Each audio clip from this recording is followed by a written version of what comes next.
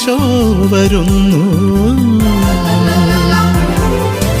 മാനവരക്ഷയ്ക്കായി മണ്ണിൽ പിറന്ന മഹത്വത്തിൻ നാഥൻ വരുന്നു.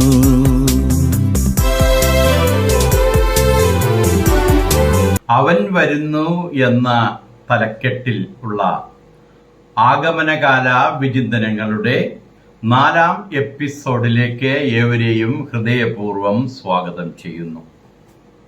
ക്രിസ്തു സംഭവത്തിൻ്റെ ആഘോഷത്തിലേക്കുള്ള നമ്മുടെ യാത്രയുടെ അവസാന ഘട്ടത്തിൽ നാം എത്തിച്ചേർന്നിരിക്കുന്നു.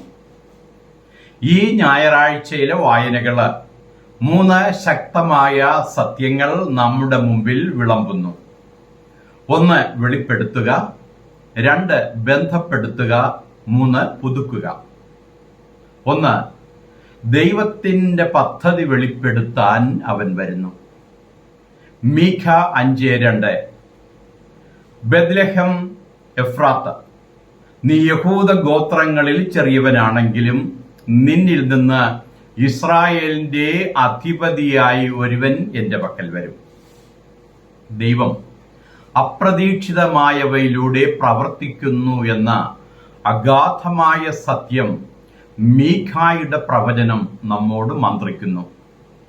എളിയതും അവഗണിക്കപ്പെട്ടതുമായ ഒരു പട്ടണമായ ബെത്ലഹേം ദൈവീക പദ്ധതിയുടെ കളിത്തൊട്ടിലായി തീരുന്നു.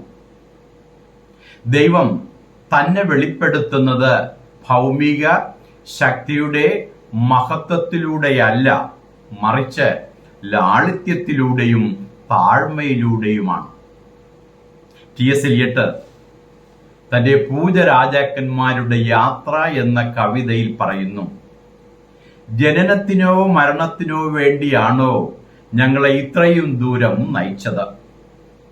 ഒരു ജനനമുണ്ടായിരുന്നു, തീർച്ചയായും ഞങ്ങൾക്ക് തെളിവുകളുണ്ട്, സംശയമില്ല. ജനനവും മരണവും ഞാൻ കണ്ടിട്ടുണ്ട്, പക്ഷേ അവ വ്യത്യസ്തമാണെന്ന് ഞാൻ കരുതി. ക്രിസ്തുവിന്റെ വരവ് ജീവിതത്തിൻ്റെയും മരണത്തിൻ്റെയും താഴ്ചയുടെയും മഹത്വത്തിൻ്റെയും വിരോധാഭാസം വെളിപ്പെടുത്തുന്നു.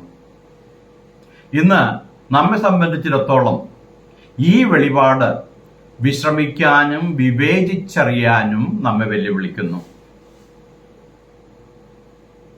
നമ്മുടെ ജീവിതത്തിലെ ശാന്തവും സമാധാനവുമായ പൂർണ്ണവുമായ നിമിഷങ്ങളിൽ ദൈവം എവിടെയാണ് തൻ്റെ പദ്ധതികൾ വെളിപ്പെടുത്തുന്നത് എന്ന് ചിന്തിക്കാനുള്ള അവസരമാണിത്. പ്രായോഗികമായി നമുക്കെന്ത് ചെയ്യാം? ഒരു വ്യക്തി എന്ന നിലയിൽ ദയുള്ള ഒരു വാക്ക്, ഒരു ചെറിയ വെല്ലുവിളിയിലൂടെയോ ശാന്തമായ ഒരു പ്രാർത്ഥനയിലൂടെയോ ദൈനംദിന ജീവിതത്തിൽ ദൈവത്തിൻ്റെ കരം കണ്ടെത്താൻ പരിശ്രമിക്കുക. കുടുംബാംഗങ്ങൾ ഓരോരുത്തരും ദിവസവും ഒരു നന്മയ്ക്കെങ്കിലും നന്ദി പറയുന്ന ശീലം വളർത്തുക. സ്നേഹ സമൂഹങ്ങള് അയൽപക്കത്തെ ശ്രദ്ധിക്കപ്പെടാത്തതും പാർശ്വവത്കരിക്കപ്പെട്ടവരുമായ ആളുകളെ തേടിപ്പിടിച്ച് അവരുയർത്തുന്ന സേവന പദ്ധതികളെ പ്രോത്സാഹിപ്പിക്കുക. 2 മാനവികതയുമായി ബന്ധപ്പെടാൻ അവൻ വരുന്നു. ഹെബ്രായക്കാർക്ക് എഴുതിയ ലേഖനം 10-ാം അധ്യായം 5 മുതൽ 7 വരെയുള്ള വാക്യങ്ങൾ. ബലിയർപ്പണവും വഴിപാടും അങ്ങ് ആഗ്രഹിച്ചില്ല, അങ്ങ് എനിക്കായി ഒരുക്കി വെച്ചത് ശരീരത്തെ തന്നെയാണ്. ക്രിസ്തുവിൽ ദൈവം ഒരു മനുഷ്യ ശരീരം ഏറ്റെടുക്കുന്നു. നമുക്കിടയിൽ വസിക്കാൻ മാത്രമല്ല, ദൈവീകതയും മനുഷ്യപ്രകൃതിയും തമ്മിലുള്ള വിടവ് നികത്താനും കൂടിയാണ്. ഇത് ഏറ്റവും ആഴത്തിലുള്ള അടുപ്പത്തിൻ്റെ ബന്ധമാണ്. ദൈവത്തിന് നമ്മുടെ സന്തോഷങ്ങളും സന്താപങ്ങളും, നമ്മുടെ പിടച്ചിലുകളും പരാജയങ്ങളും വേദനയും സംഘട്ടനവും എല്ലാം അറിയാം. ടി.എസ്. എലിയട്ട് തൻ്റെ ലിറ്റിൽ ഗിഡിങ് എന്ന കവിതയിൽ പറയുന്നു, മരിച്ചവരുടെ ആശയവിനിമയം ജീവിച്ചിരിക്കുന്നവരുടെ ഭാഷയ്ക്കുമപ്പുറം തീ കൊണ്ടെഴുതപ്പെട്ടതാണെന്ന്. വാക്കുകൾക്ക് ഒരിക്കലും പ്രകടിപ്പിക്കാൻ കഴിയാത്ത വിധം ക്രിസ്തു ദൈവത്തിന്റെ സ്നേഹം ആശയവിനിമയം നടത്തുന്നു. എങ്ങനെ? തന്റെ ശരീരത്തിലൂടെ, തന്റെ ജീവനിലൂടെ, തന്റെ ബലിയിലൂടെ. ദൂരെ നിന്നല്ല, നമ്മിൽ ഒരാളെന്ന നിലയിലാണ് അവൻ ദൈവസ്നേഹം വിവരിക്കാൻ വരുന്നത്. പ്രായോഗികമായി നമുക്കെന്ത് ചെയ്യാം?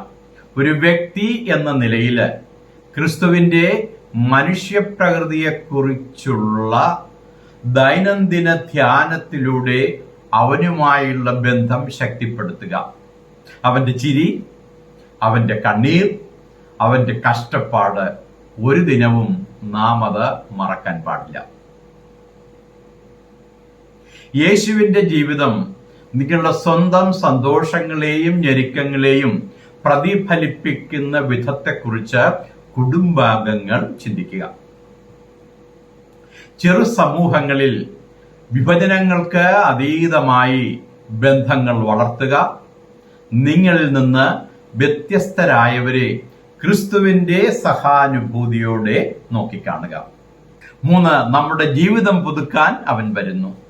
ലൂക്കായുടെ സുവിശേഷം 1-ാം അധ്യായം 44-ാം വാക്യം. നിന്റെ അഭിവാദനത്തിന്റെ ശബ്ദം എന്റെ ചെവിയിൽ എത്തിയ നിമിഷം എന്റെ ഗർഭസ്ഥ ശിശു സന്തോഷത്താൽ കുതിച്ചു ചാടി. പരിശുദ്ധ കന്യകമാതാവും എലിസബത്തും തമ്മിലുള്ള കൂടിക്കാഴ്ച നവീകരണത്തിന്റെ ഒരു നിമിഷമാണത്. സന്തോഷം പൊട്ടിപ്പുറപ്പെടുന്നു, പ്രത്യാശ പുനർജീവിപ്പിക്കപ്പെടുന്നു, ജീവിതങ്ങൾ എന്നേക്കുമായി മാറിമറിയുന്നു. ക്രിസ്തുവിന്റെ സാന്നിധ്യം കേവലം ആശ്വാസം മാത്രമല്ല, അത് രൂപാന്തരപ്പെടുത്തുന്ന ഒന്നാണ്. കർത്താവിന്റെ വരവ് ഒരു പുതിയ തുടക്കം കുറിക്കുന്നു. പാപഭാരം പേറുന്ന ഹൃദയങ്ങളെയും സംഘർഷങ്ങളാൽ തകർന്ന കുടുംബ ബന്ധങ്ങളെയും സമാധാനത്തിനായി കൊതിക്കുന്ന സ്നേഹ സമൂഹങ്ങളെയും പുതുക്കാനാണ് ക്രിസ്തു വരുന്നത്. പ്രായോഗികമായി നമുക്കെന്ത് ചെയ്യാം? വ്യക്തി എന്ന നിലയിൽ കുംഭസാരം എന്ന കൂദാശയിലൂടെ നമ്മുടെ ഹൃദയങ്ങളെ പുതുക്കാം. ബന്ധങ്ങൾ സൗഖ്യമാക്കാൻ കുടുംബാംഗങ്ങൾ ഈ സീസണിൽ പരസ്പരം ക്ഷമ ചോദിക്കുക, ക്ഷമിക്കുക, വീണ്ടും ജീവിതം ആരംഭിക്കുക. ചെറു സമൂഹങ്ങളിൽ ഒരുമ പ്രോത്സാഹിപ്പിക്കുക. കമ്മ്യൂണിറ്റി ശുചീകരണം പോലുള്ള നവീകരണത്തെ പ്രോത്സാഹിപ്പിക്കുന്ന സംരംഭങ്ങൾ സൃഷ്ടിക്കുക. ക്രിസ്തുവിന്റെ ജനനത്തിനായി കാത്തിരിക്കുമ്പോൾ നമുക്ക് കാതോർക്കാം. ദൈവത്തിന്റെ പദ്ധതി വെളിപ്പെടുത്താൻ അവൻ വരുന്നു. നമ്മുടെ മനുഷ്യപ്രകൃതിയുമായി ബന്ധപ്പെടാൻ അവൻ വരുന്നു. നമ്മുടെ ജീവിതം പുതുക്കാൻ അവൻ വരുന്നു. ബത്ലഹേമിലെ നിശബ്ദതയിൽ പിറന്നു വീണ കുഞ്ഞിന്റെ കരച്ചിലിൽ ഒരു സത്യം പ്രതിധ്വനിക്കുന്നു. ദൈവം നമ്മോടുകൂടെയുണ്ട്, ഇമ്മാനുവേൽ. നമ്മുടെ ജീവിതത്തിലും കുടുംബങ്ങളിലും സമൂഹങ്ങളിലും അവിടുന്ന് കൊണ്ടുവരുന്ന വെളിച്ചത്തെ ഉൾക്കൊള്ളാൻ തയ്യാറായി തുറന്ന ഹൃദയത്തോടെ അവനെ നമുക്കേവർക്കും വരവേൽക്കാം. അവൻ വരുന്നു, വരുന്നു, നിത്യം വരുന്നു. ഉണ്ണീശോ നമ്മെ എല്ലാവരെയും അനുഗ്രഹിക്കട്ടെ. ആമീൻ.